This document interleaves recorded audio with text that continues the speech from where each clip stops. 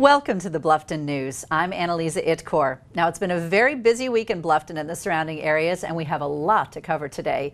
This week, Mayor Bronco Bostic from the city of Hardeeville brings us the latest on what's taking place in his city, and the principal of Bluffton Middle School, Dr. Derek Rose, discusses how his international school experience has impacted his role as an educator.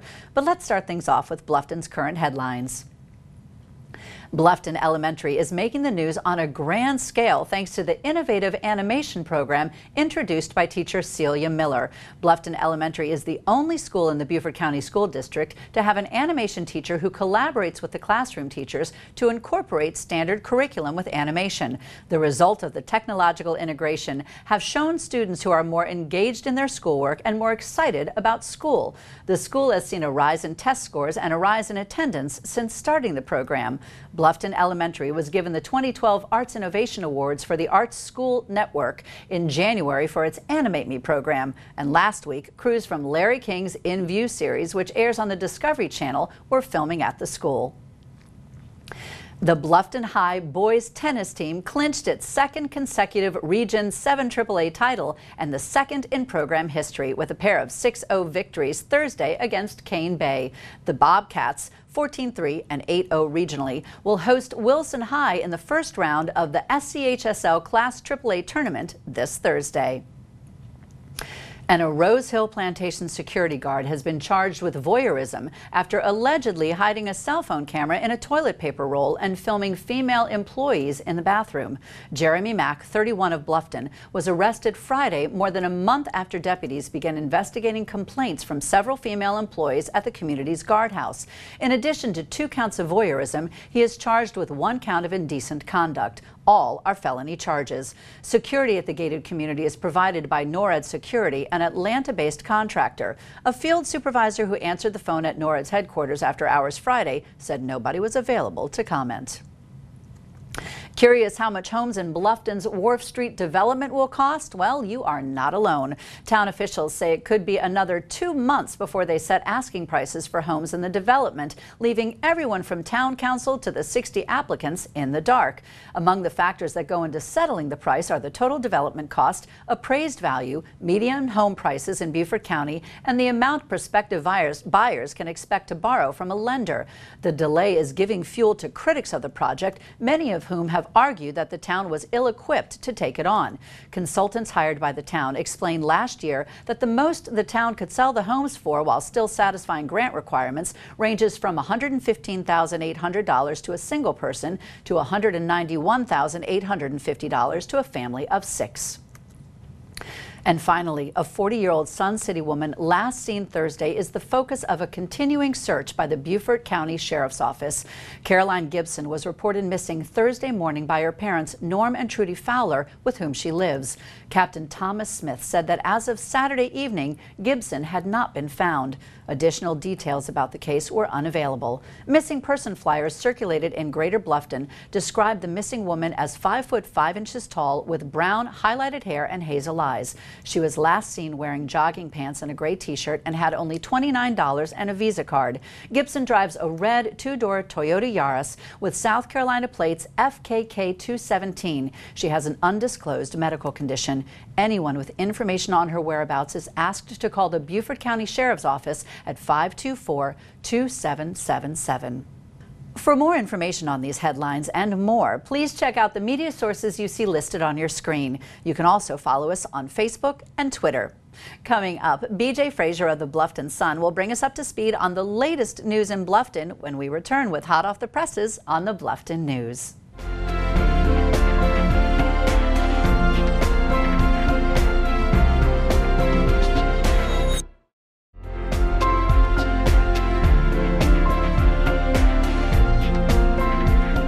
Welcome back.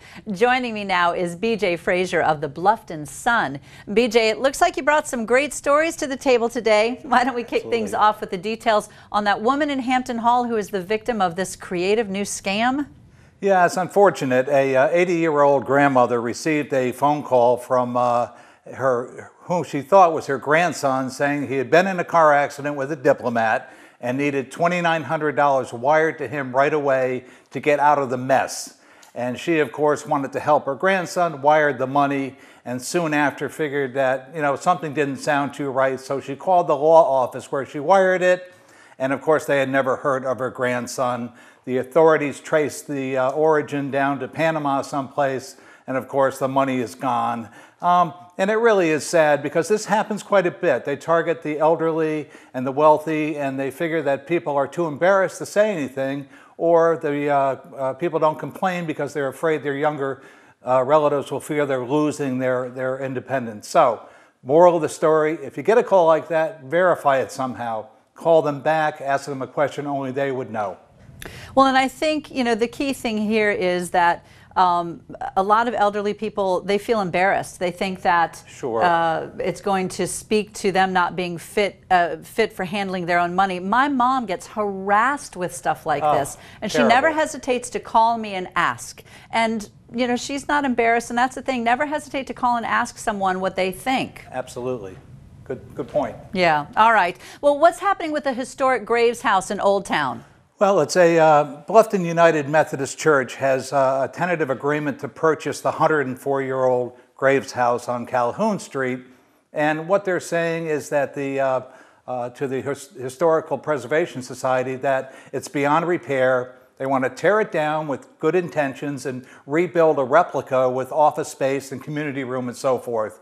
But some in town feel that that might set a dangerous precedent for the other 30-odd some buildings in Old Town. So it goes before the Bluffton Historic Preservation Commission this Wednesday, May 2nd, and they'll come up with a decision. Gotcha. Well, I'm sure that they will make the right one. Now, over the past few weeks, Hilton Head Hospital has been attempting to build a facility in Bluffton, but it's created quite the drama. What's going on with that? Well, we call it hospital wars. Basically, yes, they have applied, and they originally received the permission to build the $18 million outpatient facility here in Bluffton because of the growing nature of the community. And then it was denied after St. Joe's in Savannah and Beaufort Memorial Hospital sent letters of protest. And then it's been reversed again where they have permission, and once again St. Joe's and Beaufort Memorial have sent letters of protest saying that it will harm their business and also it is not needed.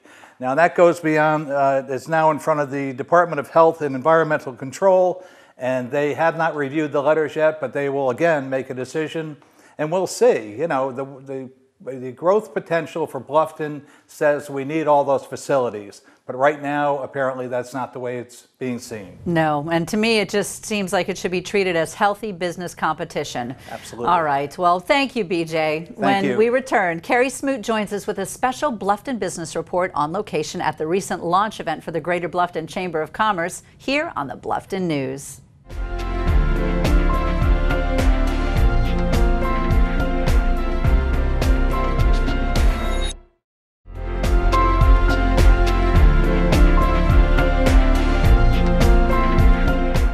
As I mentioned before the break, today on the Bluffton News, we have a special Bluffton business report and an even more special business reporter. Shelley West Hodges had her hands full organizing the official launch party for the Greater Bluffton Chamber, so Carrie Smoot stepped in with some great interviews on location. Carrie, out to you.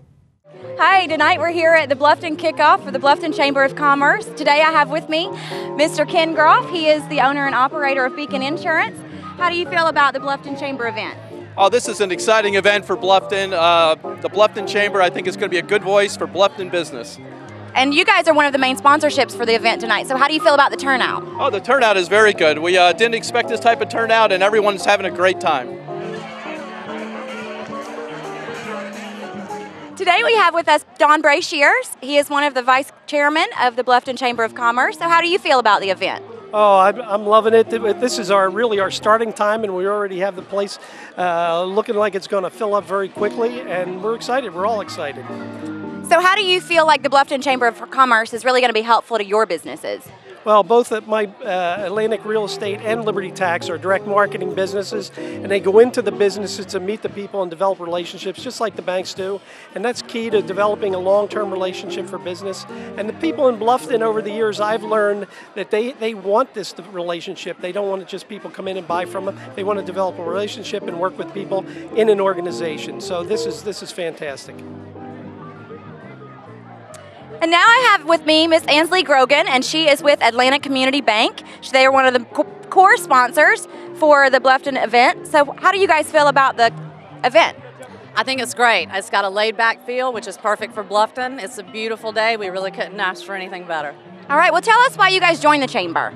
Well, first of all, we truly believe that Bluffton deserves its own chamber. Bluffton is a completely different market. Bluffton has grown significantly, and so a chamber would really benefit the businesses around here. Also, several of our businesses are going to be members. We like to support them. We try and support our clients through anything. All right, well, thank you very much. And now back to you, Anneliza. Great job, Carrie. Thanks. Up next, Mayor Bronco Bostic of Hardeeville is going to bring us current on some events that could have a definite impact on his city. All that when we return with more Bluffton news.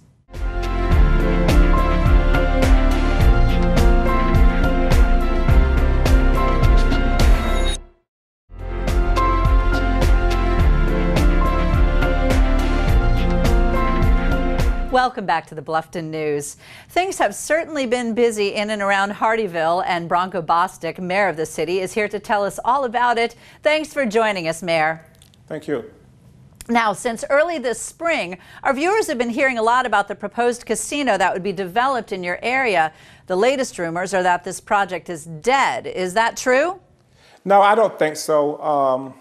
The governor have not gotten an official presentation yet. She's still waiting on the numbers. She's still waiting on the studies.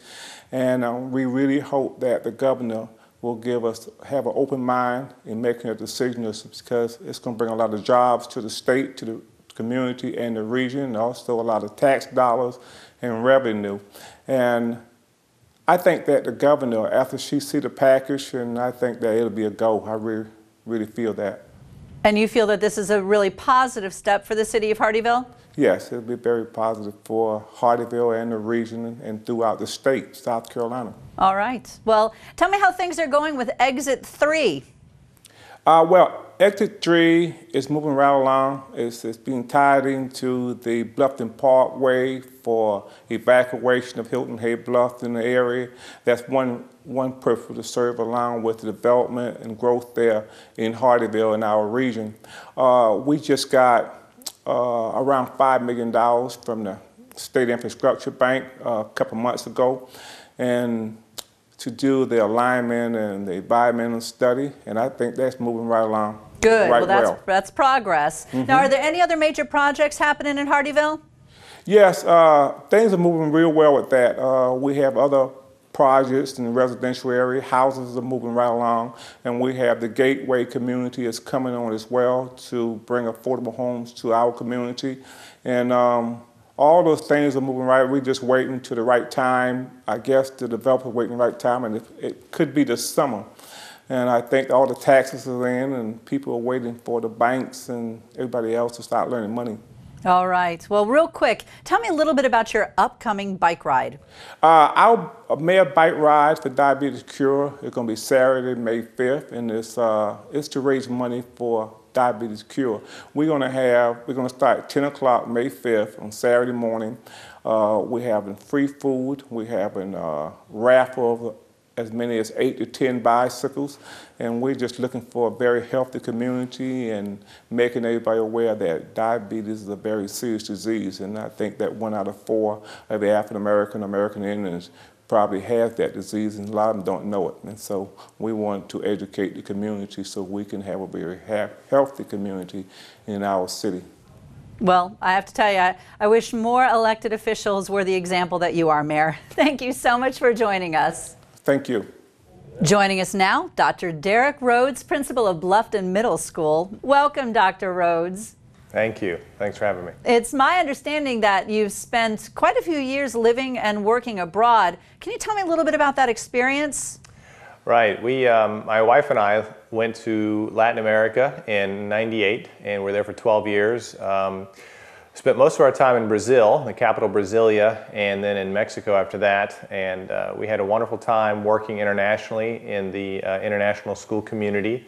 Our children were born in Brazil, and we really just had a wonderful time working in the schools and the community internationally as educators. It was something that we did early in our career, and we don't regret it at all. had a chance to travel throughout Latin America and meet some wonderful people and places, get to see how schools work internationally and a flair for the international community.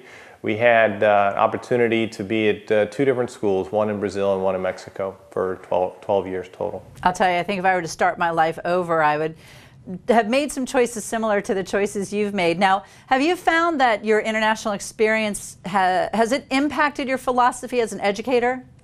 Absolutely. The international experience certainly impacted, as an educator, working with young people and parents and community members. Part of what we try to do is be engaged in the community.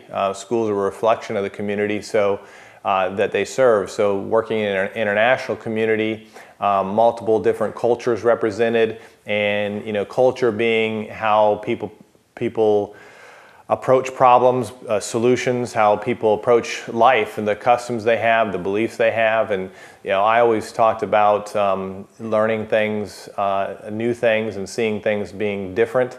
Different doesn't mean bad or good, it means different. So, experiencing a different culture and a different belief system, bringing that all together and being able to work together certainly impacted me as an educator, and just the importance of, having a multinational, multicultural, perspective on how things are done. So yeah, it's definitely an eye-opener. Now, real quick, I think our viewers would be interested in hearing a little bit about the educational program at Bluffton Middle School. For example, how many teachers are at the school and what kind of activities are offered?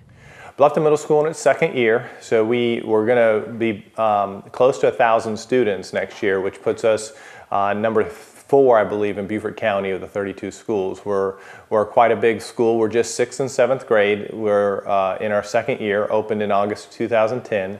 We have, again, just under 1,000 students, probably break 1,000 next year. This year, just under 50 teachers, probably need to go over 50 teachers, somewhere around 52, 53 teachers next year. And so a lot of activities for students. We have clubs after school. During the school day, we have a variety of things going on. One thing is called our Path Time program, and that's our time where we talk about values and study skills, things of that nature. So students, our 7th graders, go and join McCracken Middle School for sports, but we do have an after-school sports program, what we call intramurals. Well, it's nice to hear that you offer that kind of variety, and it's terrific to hear that the school is doing so well. Dr. Rhodes, thanks so much for joining us. Thank you for having me. This week, our entertainment guru, Rodney Vaughn, is ready to help us make this a most exciting weekend when he presents the entertainment report on the Bluffton News.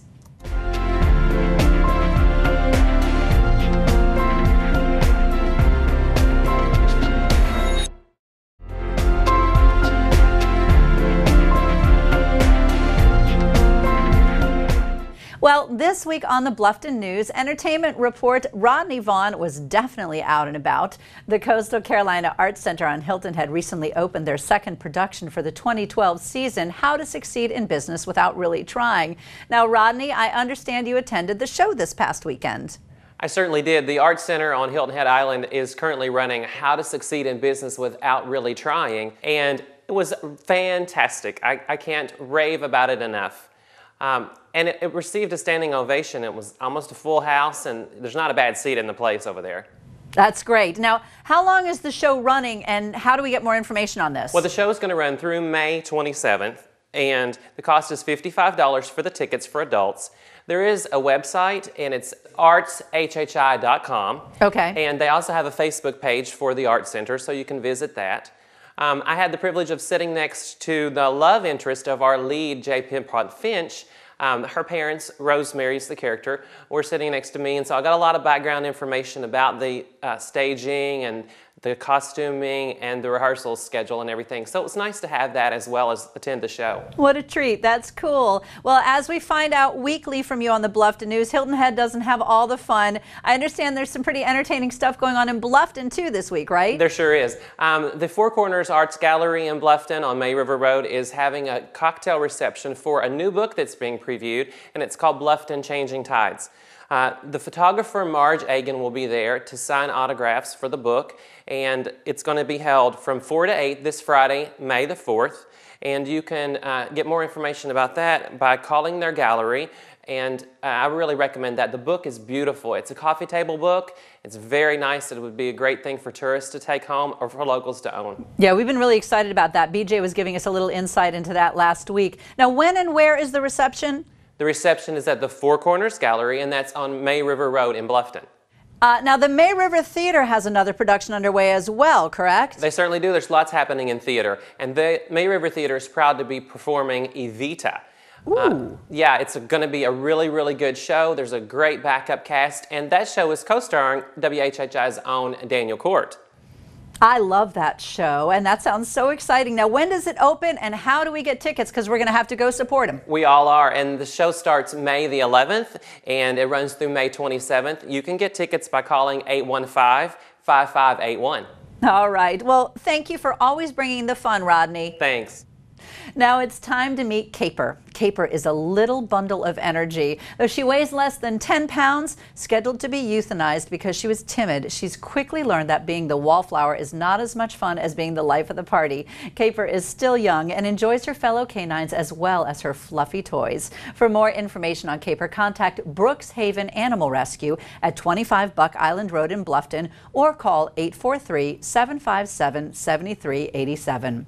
Thanks for joining me tonight for the news program that is all Bluffton all the time. I'm Anneliza Itkor for the Bluffton News. We'll see you next time.